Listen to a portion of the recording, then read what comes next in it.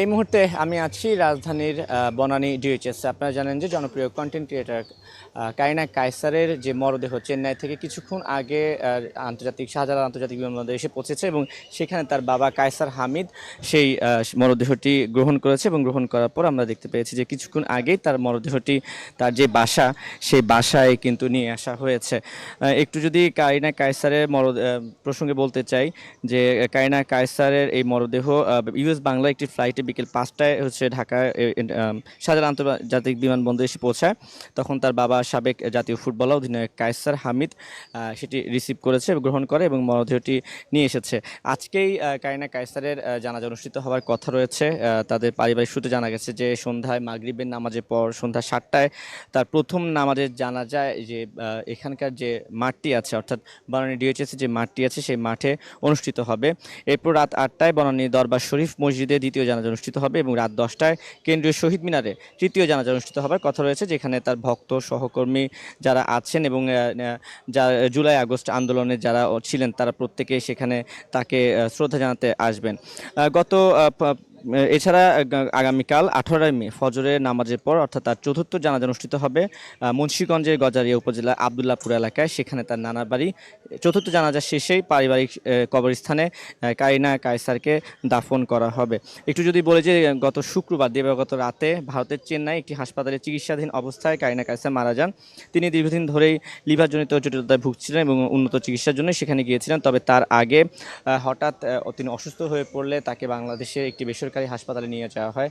সেখানে 3-4-5 দিন চিকিৎসাধীন থাকেন। সেখান থেকে জানানো হয় যে দেশে এই মুহূর্তে তার কোনো চিকিৎসা আর সম্ভব নয়। তখন পারিবারিকভাবেই তাকে দেশের বাইরে ভারতে নিয়ে যাওয়া হয়। এই প্রসঙ্গে তার বাবা অর্থাৎ কায়সার হামিদ আমাদেরকে জানিয়েছিলেন যে বাংলাদেশে মূলত ভুল চিকিৎসার কারণেই কারিনার এই পরিস্থিতির সম্মুখীন হতে হয়েছে। বাংলাদেশে যদি শুরু থেকে তার প্রপার ট্রিটমেন্ট হতো, শুরু থেকে যদি বলা হতো যে তার কী সমস্যা হয়েছে এবং সে চিকিৎসা আসলে বাংলাদেশে সম্ভব নয়, তাহলে হয়তো বা হাসপাতালে ভর্তি হবার 1 থেকে 2 দিন পরেই তাকে দেশের বাইরে তারা চিকিৎসার জন্য নিয়ে যেতে পারতেন। এক্ষেত্রে যেহেতু মরদেহ দেশে ছিল না, চেন্নাই থেকে আজকেই মাত্র মরদেহটি এসেছে, তারা আমাদেরকে এটাও জানিয়েছেন যে তার জানাজা সম্পূর্ণ হবার পর, দাফন সম্পূর্ণ হবার পর তারা একটি প্রেস কনফারেন্স করবেন এবং তাদের যে অভিযোগগুলো আছে বাংলাদেশে যে ভুল চিকিৎসার কারণে যে তাকে প্রাণ হারাতে হলো সেই বিষয়গুলো নিয়ে তারা কথা বলবেন এবং হয়তোবা তারা সে বেসরকারি হাসপাতালটির বিরুদ্ধে ব্যবস্থা নেবেন বা আইনানুগ প্রক্রিয়ার দিকে আগাবেন। কারিনা কায়সার একাধারে একজন কন্টেন্ট ক্রিয়েটার ছিলেন, একই সঙ্গে তিনি অভিনয় করেছেন এবং তিনি কিন্তু একজন লেখকও ছিলেন। তার লেখা কিছু নাটকও কিন্তু প্রচারিত হয়েছে।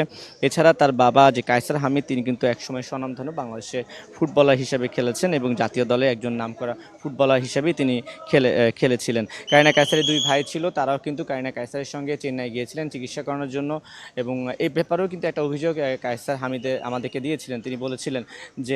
তিনি বলেছিলেন যে ভিসার ক্ষেত্রেও তারা যতটা না সহায়তা পেয়েছেন ঠিক ততটা অসহযোগিতাও ছিল।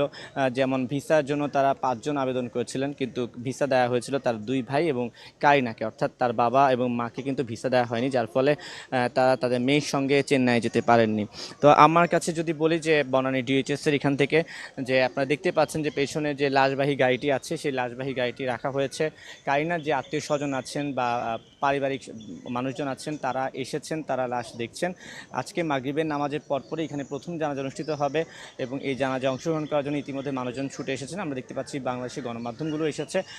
কারিনার মরদেহ কিছুক্ষণের মধ্যেই হয়তো বা জানাজা স্থলে নিয়ে যাওয়া হবে। আমার কাছে মহাখালী বনানী ডিএইচএস থেকে এই ছিল সর্বশেষ।